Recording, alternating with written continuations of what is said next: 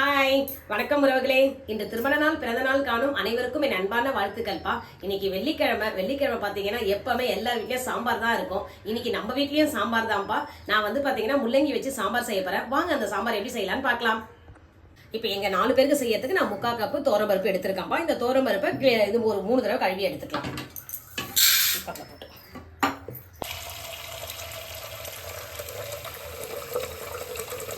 ஒரு 3 தடவை கழுவுனா தான் பார்த்தீங்களா, மேலே பருப்புக்கு மேலே பாருங்க இந்த மாதிரி இருக்கும், கலர் கலராக போட்டிருப்பாங்க. அதெல்லாம் கழுவுனா போயிடும்.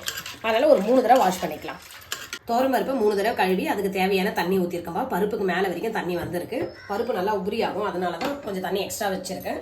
இப்போ அந்த பருப்பு கூட போடுறதுக்கு பார்த்தீங்கன்னா கொஞ்சம் சாம்பார் வெங்காயம் 4 எடுத்து வச்சுக்கோம், பூண்டு 4, தக்காளி மட்டும் 2 கட் பண்ணி வச்சுருக்கேன் உள்ள.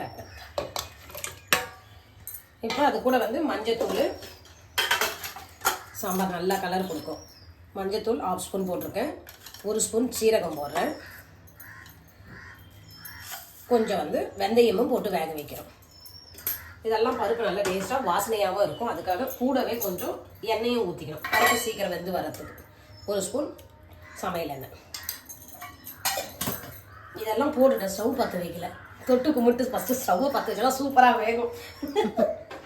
ஸ்டவ்வை பற்ற வச்சுக்கலாம்ப்பா. நேரம் பருப்பு வேகாமே இருந்தாலும் அது பருப்பு வேகல இருந்துருப்போம். எல்லாம் போட்டாச்சு. இப்போ தொட்டு கும்பிட்டு குக்கர் முடியலாம், சீக்கிரமா நல்லா வெந்து வந்துருவாங்க அவங்க.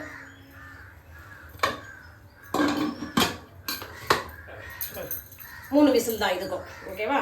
சீக்கிரம் வந்துடும் பருப்பு நல்லா 3 விசில் வந்துருச்சுப்பா. இறக்கி வச்சிருக்கேன். ஸ்டீம் எல்லாம் இறங்கட்டும்ட்டு. இப்போ அது தாளிப்புக்கு கடாய் வச்சிருக்கேன். கடாயில இருக்க தண்ணிலாம் காயிட்டோம். காஞ்சதுக்கு நம்ம எண்ணெய் ஊற்றிக்கலாம்.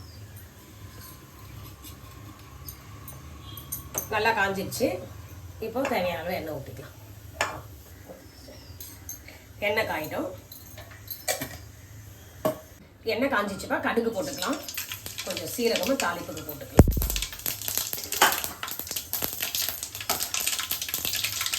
கடுகு போடும்போது சின்ன வெங்காயம் கட் பண்ணி வச்சிருக்கேன், அதை போட்டுக்கலாம்.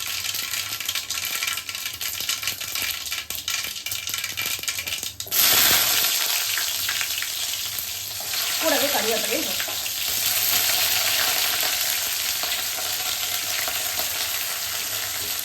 இப்போ வெங்காயம் வதங்கணும்.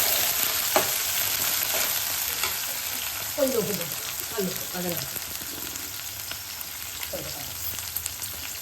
சின்ன வெங்காயம் இருக்கிறதுனால இது சீக்கிரமாக வதங்கிடும். வெங்காயம் போட்டு பார்த்தீங்களா, நல்லா வதங்கிடுச்சு. இந்த நேரத்தில் நம்ம தக்காளி சேர்த்துக்கலாம். தக்காளியும் நல்லா வதங்கும்.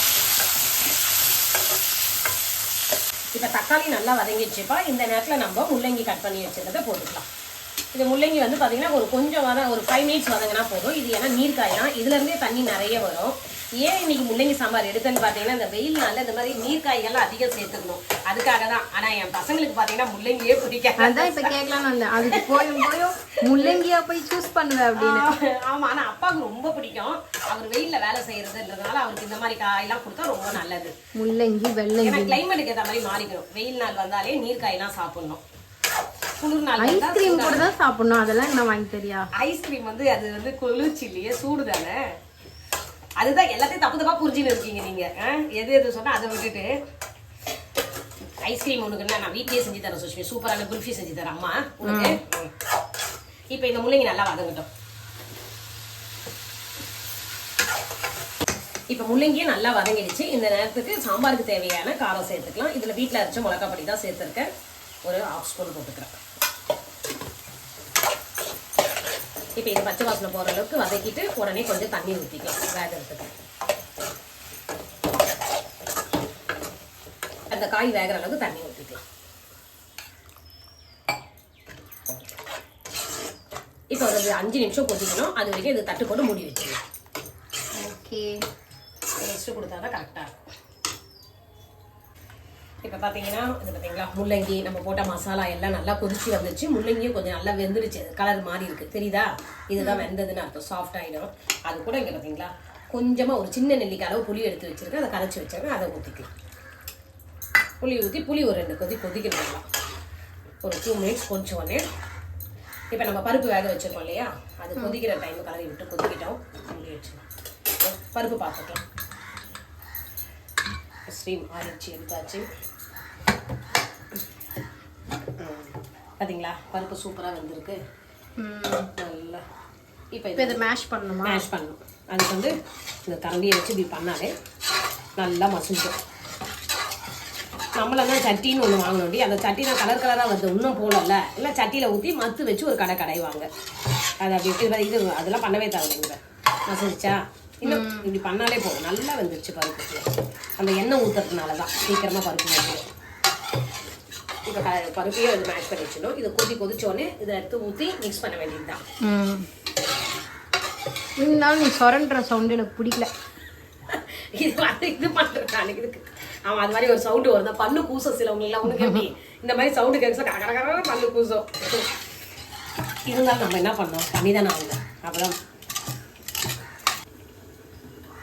இப்போ பார்த்தீங்கன்னா புளி கரைச்சலும் பாருங்கள் நல்லா கொதிச்சு திக் ஆகிடுச்சு. அந்த வாசனை போயிடுச்சு, புளியுடைய பச்சை வாசனை போயிடுச்சு. இப்போ இந்த கலவையை எடுத்து இந்த பருப்பு நம்ம இது பண்ணி வச்சுருக்கோம் இல்லையா, கடைஞ்சி அதில் ஊற்றிக்கணும்.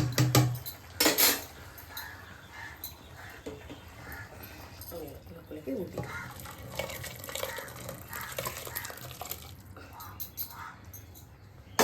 அனல் பறக்குது. ஆமாம், அனல் பறக்கும், கொதிக்குது இல்லையா. இப்போ இது பருப்பு நம்ம போட்ட மசாலா எல்லாம் சேர்ந்து ஒரு கொதிக்கணும்.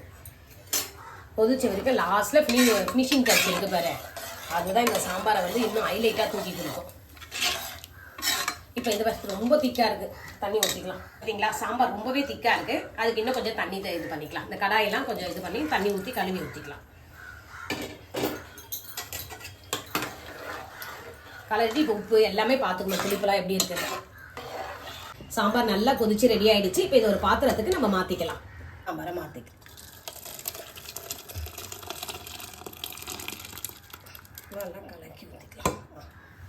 சாம்பாருக்கு தாளிப்பு கொடுத்துக்கலாம்ப்பா. அதுக்கு ஒரு சின்ன கடாய் வச்சுருக்கேன், தாளிப்பு கடாய். பற்ற வச்சுட்டேன் ஸ்டவ்வை. கடாய் காஞ்சோடனே ஒரு 2 ஸ்பூன் வந்து எண்ணெய் ஊற்றிடலாம். அப்புறம் 1 ஸ்பூன் நெய் ஊற்றிக்கலாம். நல்லா சூப்பரான மணலான நெய்.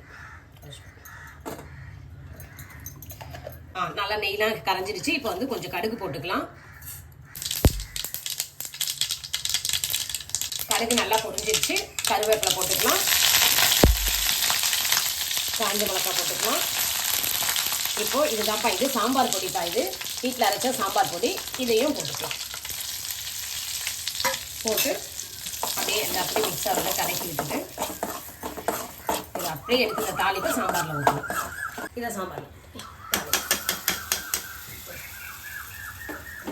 கடாயிலே கொஞ்சம் மசாலா இருந்ததுப்பா, அது கூட சாம்பார் ஊற்றி கொஞ்சம் மிக்ஸ் பண்ணி சாம்பார்லேயே ஊற்றிக்கலாம். இந்த கொத்தமல்லி நல்லா எடுத்துருக்கேன்.